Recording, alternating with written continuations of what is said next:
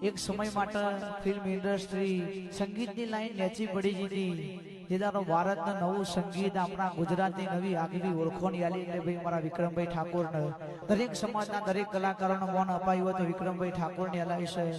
આજે ભાઈ મારી માતા કરણ એમને ન્યાય મળવો જોવે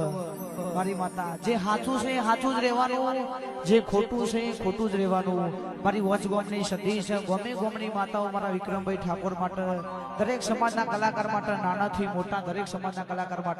કલાકાર માટે એવું નથી કીધું પણ કોકને પણ મોન મળવું જોવે અને ભાઈ મારા સમાજ માટે મારા વિક્રમભાઈ માટે ખાસ ગાવું છે તારે